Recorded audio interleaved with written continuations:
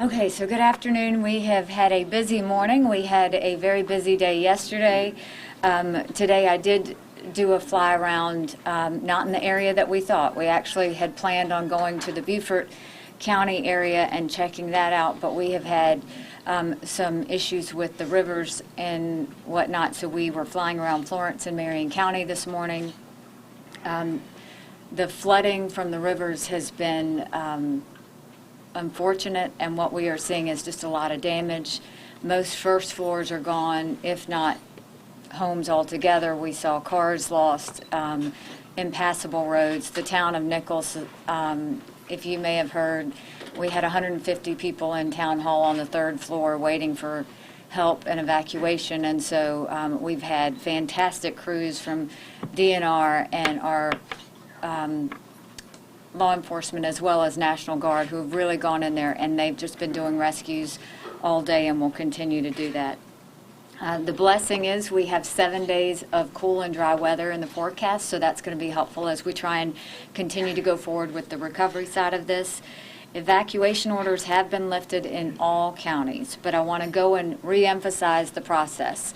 So when we evacuate, the decision to lift an evacuation is made by the local EMD and the leaders there. They decide when to lift the evacuation, and they decide what their plan is. All counties do it differently. Our job is now to work for them. So we provide National Guard support, helping with clearing the areas and security. We provide law enforcement for traffic control areas in any places that we need it. DNR is there for any sort of water rescues and to help with those situations. We've got our utility linemen trying to get through, so DOT is helpful in terms of debris removal as well as helping us get those linemen through. So a lot of coordination going on, but now we're in support mode for our counties, and so that's the goal, is they keep giving us the list of what they need, and we keep sending people out as needed. We did request the President this morning to issue an expedited major disaster declaration for 13 counties. We will probably add to that. Basically what that means is that's a declaration that will allow us for debris cleanup and also for security. Those are the things that we're going to be focusing on.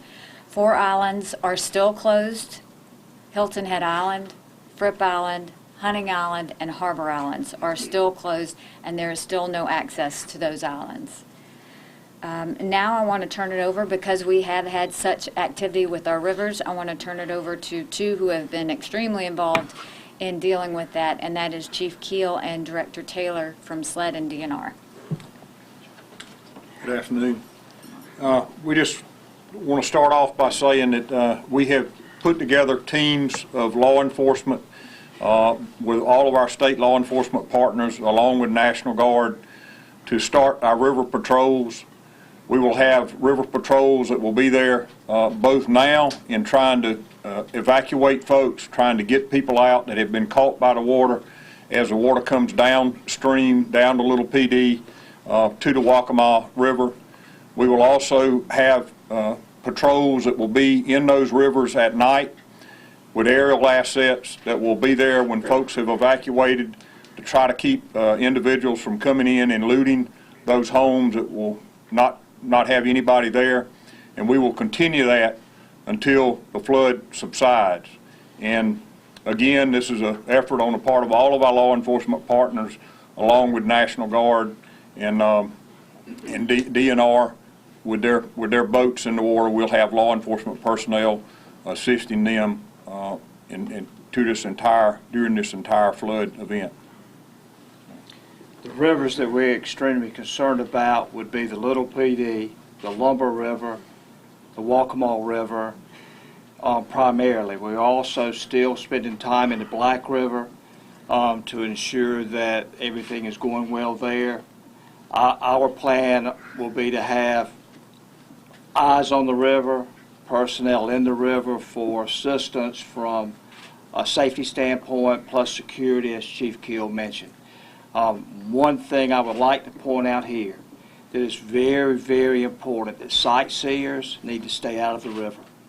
Boats riding up and down the river trying to view the flooded areas are doing nothing more than causing damage to those homes that are flooded.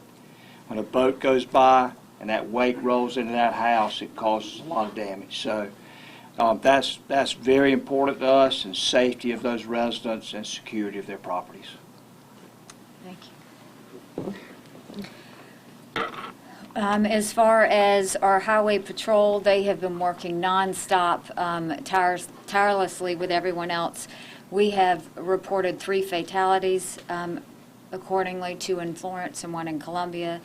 There have been 3,673 calls for service. 1,454 of those were traffic collisions. That's been from the start of this event. Traffic 26 cleared out pretty much by 8 p.m. yesterday, as well as US 176 and US 178. Traffic in the Tri-County area is heavy, and that's mainly because the lights are out, but we've got troopers directing traffic, and in any areas where we're seeing stoplights out, you will see troopers on the road directing traffic and assisting in that way. Traffic control in other areas will continue to be assisted by the troopers. We have currently had 709 troopers on the ground that continue to go wherever they need to. A reminder, please don't drive around the barricaded areas. That's so important. And please don't drive on flooded roads. And what is not flooded today could be flooded tomorrow. So be very careful about the roads that you're traveling as we're dealing with all the different issues. And with that, I am going to turn it now over to Secretary Hall to give you an update on what we have. We do have 390 roads and bridges closed. She may update you that with a new number, but I'll let her go ahead and talk about that. Secretary Hall. Thank you, Governor.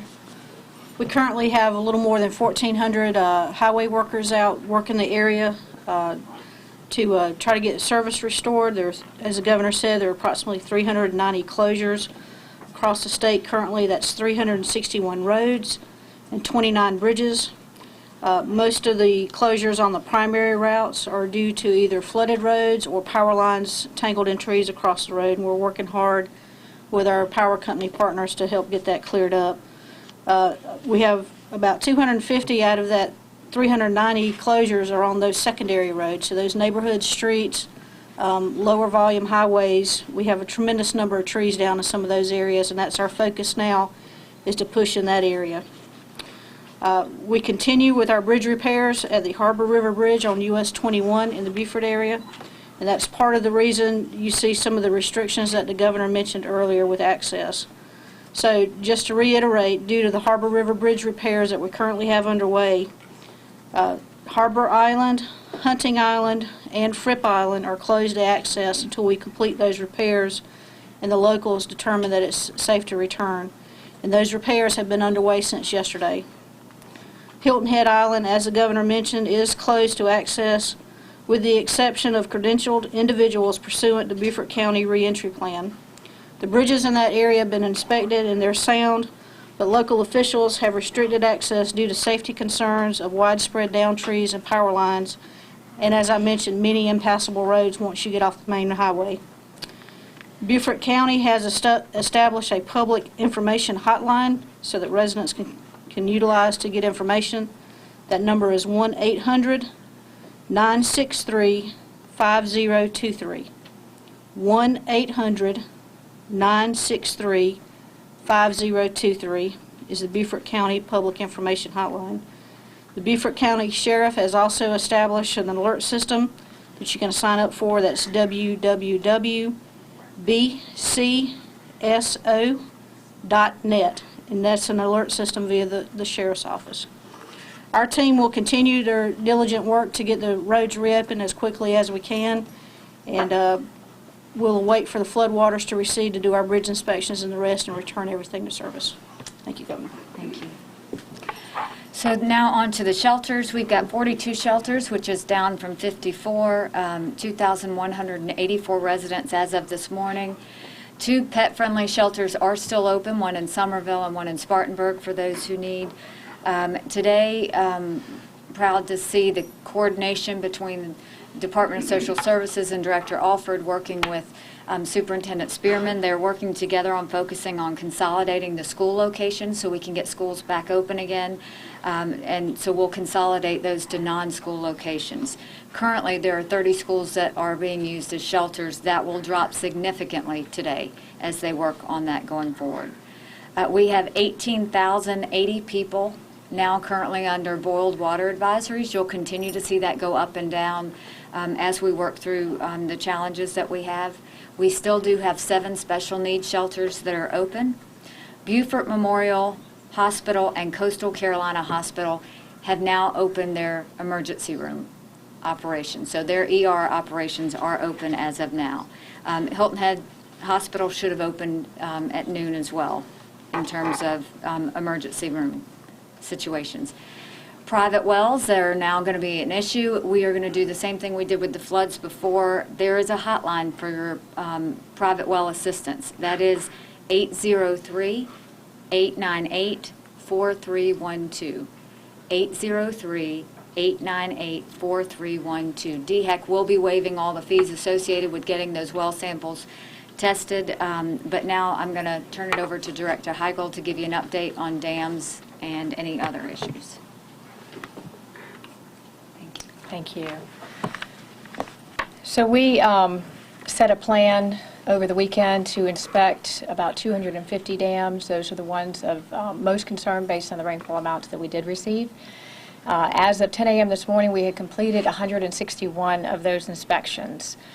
To date, at this moment, as of 10 a.m., we have 7 that have failed. We have 4 regulated and 3 unregulated. We are still in the process of getting out there and getting our teams to view these dams, so I do expect that that number may rise. The regulated dams that we have confirmed as breaches are the Little PD State Park in Dillon County, Flowers Pond Dam in Dillon County, Lakewood Pond Dam in Clarendon County, and Graham Pond in Horry County.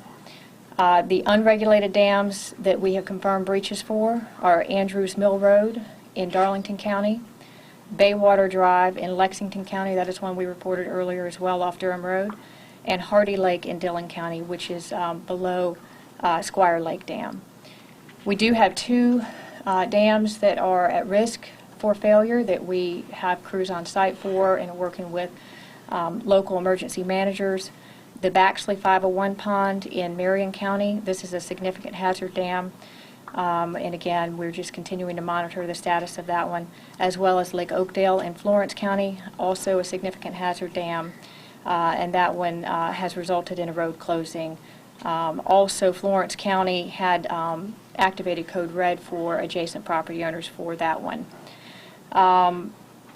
I'll give the same number that the governor just gave in terms of dams hotline. It's also the private well water hotline number, which is 803-898-4312. So we're asking owners of dams to, again, check the status of your dam, report back to us. We are doing outreach, but we ask owners not to necessarily wait for DHEC to contact you, but to contact us proactively.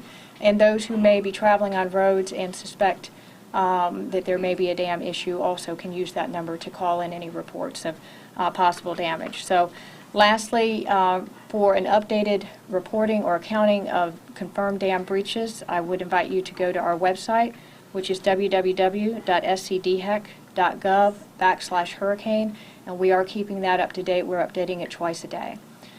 With that concludes my report. Thank you, Director Heigl. Okay, so moving on. We are moving very well with utilities. I applaud all of our utility partners as they've moved forward, because we are now at 473,567 customers without service. That is down from 861,000 24 hours ago. So to say that they are working is an understatement. I think they are really on top of this, moving as fast as they can, and will continue to do so. There are 8,000 linemen on the road right now trying to get everybody's power back on. So I am incredibly thankful to the co-ops, Santee Cooper, to SCE&G, as well as Duke, for really making sure that they're not only working to get people's power on, but they're working together to make sure they get everyone's power on. So we're very grateful for that. We don't have any fuel issues right now. Everything seems to be smooth in terms of fuel. We still have sporadic cellular service across the state, so that will continue to be worked out. I want to specifically thank the South Carolina Food Bank Association. They have been fantastic in terms of we have needed food and water throughout different areas of the state, and they have not let us down in any way whatsoever. So I want to do a special thank you to them. We do have a number now. If you have any sort of debris issues, house issues, you need help in any way whatsoever, all of our great voluntary organizations have come together and developed a hotline, 1-800-451-1954. 1-800-451-1954. And then they will send out the volunteers to help you at your home, to help you work through rebuilding, to help you work through any debris removal that you need around your home. So please don't hesitate to talk to them. Unfortunately, based on what we saw this morning, a lot of those people that were affected by the flood have been re-affected by what we have seen today, and then we have new people that have been affected. And so what we found very, very helpful was we started the 1SC Fund last year, and what that did was that allowed neighbors to help neighbors, businesses who wanted to contribute to the state to help those in need. What we will be doing is collecting through 1SC Fund and then moving forward and issuing those grants out to those people that can help. But to talk more about that, I'm going to ask Director Marcia Adams to come and talk more about what is available. Thank you. Good afternoon. We learned some lessons from last year's flood, and one of the most important things is that we learned that we were going to have short-term needs and long-term needs. The best way to address those needs is through monetary donations, and that's why we're asking folks to donate to the 1SC Fund. As you recall, the governor worked with the Central Carolina Community Foundation to set up the fund last year after the devastating floods. And they've agreed to expand the fund to help support nonprofit organizations providing relief and recovery assistance to those impacted by this hurricane. The 1SC Fund will also continue to support the work of those impacted by the floods. Anything donated prior to the hurricane will still be used for flood relief. Thanks to so many generous folks throughout the state and nation, the fund has distributed $2 million in grants to nonprofits to support flood recovery projects across our state that have helped more than 1,500 families to return home, and we expect that we can produce the same results for those affected by the hurricane. During the state's flood response, we also saw a tremendous outpouring of donated goods. But we also learned that those donated goods require warehousing, distribution, transportation, all of which cost extra funding and time. So we encourage donating to the 1SC Fund to make getting supplies to those who really need it much quicker. You can donate to the fund online at 1scfund.org, or you can mail checks to Central Carolina Community Foundation, 1SC Fund, 2711 Middleburg Drive, Suite 213, Columbia, South Carolina, 29204, and we will have all of this on the EMD website. I know some people may still want to donate goods and volunteer. Our best suggestion is to donate and volunteer locally. There are so many local voluntary organizations that have helped us already, and they need to replenish their stocks. They also need volunteers. So I encourage you to look there first. If you need help with volunteer opportunities, there is a website that has been established that you can go to make sure that they understand that what voluntary opportunities are out there and match that to you. That is volunteersc.org. If you have any questions about donations, about volunteering, please call 1-888-585-9643. Thank you. Thank you. And so what you're seeing is while we are dealing with challenges, we are moving forward. And so we want everybody to understand that every day gets a little bit better. Even though the challenges change, this entire team is in front of the challenge and continuing to do the work. I personally just want to thank all of our law enforcement, whether it's probation, pardon and parole, corrections, DPS, SLED, I hope I didn't leave anybody out, and DNR, with everything that they're doing. I want to thank them for just all the security that they're providing. DNR has been exceptional when it comes to sweeping the rivers, and now especially in dealing with the rivers and rescuing. That's been fantastic. The National Guard has been a fantastic support to all of those as they go forward. You've got a lot of DOT maintenance crews on the ground, and as well as a lot of utility linemen that are doing their best to get things done. What I will ask you is, while I understand for some of you this is still a frustrating time, and for some of you this is a time to count your blessings, regardless of which one it is, do not take it out on these first responders and people on the roads that are trying to get you back in. They're just trying to do their job. So when you see them, don't take your frustration out on them, thank them, because they have families at home. They have damages in their own homes, and they are doing as much as they can to help you get back into yours. So just a reminder that South Carolinians, we were named the friendliest state in the country for a reason. I believe in the faith of the people of South Carolina and of the strength and the resilience of the people of South Carolina. So while we move forward in these challenges, we are moving forward effectively, and we appreciate everybody's patience, and I will continue to ask for your patience as we move forward. And with that, I will open it up for any questions for me or for anyone behind me.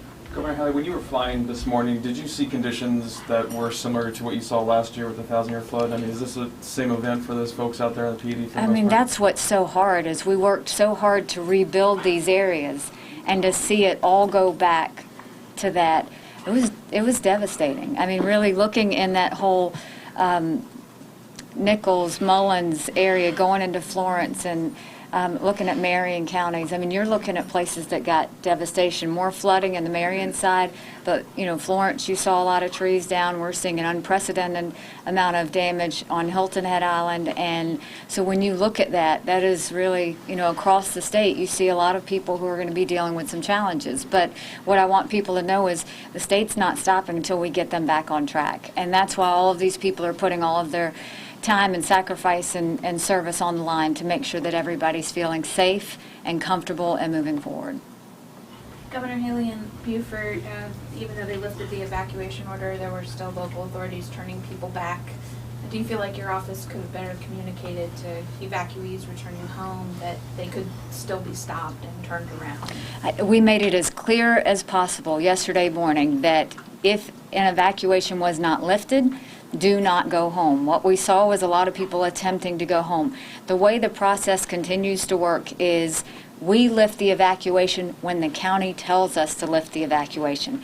They have their own plans. They work on these plans for years and years, and then they're supposed to implement them. We are the support system to all of them. So we want to do everything we can to keep it as smooth as it was. So we followed what Beaufort County wanted to do. I know that they had their hiccups, and I know that they're dealing with that. They're also dealing with thousands of trees down and lots of issues. And so our job is to now support them in every way that we can, help them in every way that we can, and I think we're doing that, whether it's clearing the roads or whether it's with Secretary Hall dealing directly with the mayor. But really, the emergency management director in every county is our go-to person, and we also talk to the sheriffs of those areas and the local leaders in those areas, and once they're all in agreement, that's when we lift an evacuation. So when they asked us to do that, we did that. They put their plan in place. Sometimes those don't always go well, but we're there to help them and keep it moving. So they may have lifted it early if they were turning people away after the evacuation order was lifted? I think what happened was their intentions were good. They lifted it planning on putting people in shelters. So they knew that people couldn't get into the plantations or those closed areas, so they thought they'd put them in the shelters, and then as their area opened up, they would announce that those people from the shelter would go home. I don't think that actually worked very well, and so they have readjusted, and from everything that I know, it's moving more smoothly today, and everything is fine. But that's why we mentioned those 4 islands. You can go to those islands, but you're not going to be allowed in, because it's still, I mean, really, this is trees down in a way like we've never seen before, and flooded roads in a way that has been devastating to these areas that may not have dealt with it. You look at Beaufort County, and Beaufort County wasn't totally hit by the flood the way they're being hit now. So I think it's, everybody has their hiccups, and we're going to keep on supporting them through it. Do you have any concerns about dams in the Midlands, or in Columbia area, given what happened during the flood? We continue to have concerns about dams throughout the state, especially those that were impacted by the flood last year. And so that is why when we came out with that original number before the hurricane hit, I believe it was over 300 that we had listed, and that included, and the 83 number that we had included a number of, I believe 44 dams that were in the Midlands area that were subject to emergency orders. So long-winded answer, but yes, we remain concerned. Any other Can we get questions? some more detail about the Nichols situation and other water rescues that took place so far? Yes, I'm going to have Director Taylor Sure. speak on that. The Nichols situation was a result of high rising water in the Lumber and Little Petey rivers. And residents went to the town hall there in Nichols to seek shelter. And we responded with our local partners and, of course, Army Guard, National Guard to conduct rescues. As a result of that, with flyovers, with SLED and the Guard, we located other people on the Little Petey River and their homes that were being flooded. And so that's the situation on Little PD. Little PD is not expected to crest for several days now. The Waccamaw River could be as much as 2 weeks before it crests. And so we're there now just to provide safety for those residents along the river. It's very difficult when you're looking at those rivers. Most of the models work well with rainfall, but when you have dam breaches upstream, then the models are very difficult to follow. So that's why we have eyes on the ground day and night watching those rivers and notifying people downstream. Do you have a number of how many aerial rescues y'all performed? Well, the last that I had, which was really about an hour ago because we've been putting plans together, I know that we picked up 12 in the Little PD River area. And those were spotted by SLED helicopter, and then DNR boats and other rescue boats went in and rescued the folks. And all of the 150 Oh, in yes, Nichols yes, were all 150 in Nichols, absolutely, Governor. That was a boat rescue there on 150? No, the 150, well, it was boats and vehicle rescues, high vehicle rescues. And, just to let people know, and he probably wouldn't appreciate me saying this, but I'm going to say it anyway, one of those rescues for Director Taylor was his aunt. And you look at our fire chief with LLR, his house was damaged. His wife was in her room when the tree came actually into the house. So a lot of the people behind me have been affected directly, and a lot of those on the roads have been affected directly, but they're working anyway. And I know that Director Taylor and Chief Keel are mapping and looking at everything and trying to pre-position groups so that they are in front of any sort of flooding that may happen, so that just like what they did with Nichols, they were on it. We're going to make sure that we're very close by and on it as we go forward. Governor, while you've been dealing with a hurricane, there's been a political storm brewing over Donald Trump and the 2005 comments he made about being sexually aggressive toward women. I know you said you'd support the nominee, you'd still vote for him. Have you changed your mind? The only storm I have time for right now is this one in South Carolina. I really have total tunnel vision on making sure that we get South Carolina up and running. So, politically, I'm checked out from all that. Governor, kind of following back up with pre-positioning assets, can you guys talk a little bit more about what assets? We just talking about more boats, more people. It sounds like a lot has been moving towards the PD at this point. It will be. It'll be more boats, more patrol zones, aerial assets that we're pre-positioning as well, so that we can try and anticipate ahead of time where the problems will be. Are there any locations that you feel like you're ahead of the game in progress, or things are back to normal faster than you might have thought, considering the conditions Friday and Saturday? I think that everybody should look at the blessings, which is all our interstates are moving. They are working on debris clearance and have gotten a lot done. You look at all the evacuations that are lifted. We have, dropped our utility outages almost in half. So all of these things, the shelter numbers are going down, people are getting back in, and our goal is just how fast can we do this? And so I think everybody pre-positions because we're thinking 48 hours out. We're not thinking about what's happening today. That was planned 2 days ago. We're thinking about how do we make sure we're in the right place so that things continue to move. And I can't say enough about the cooperation of every one of our agencies. When I talk about Team South Carolina, I mean every one of the agencies, as well as our work with the counties. I mean, the cooperation has been fantastic, and we appreciate it. And while it's been challenging, everybody has done everything they can to make sure that they're keeping people safe, and that's all you can ask. Were those inland areas, just one last question, were those inland areas as well prepared as you think as maybe more of the coastal areas when it came to this storm? I mean, I think they were. Florence was really kind of the surprise point.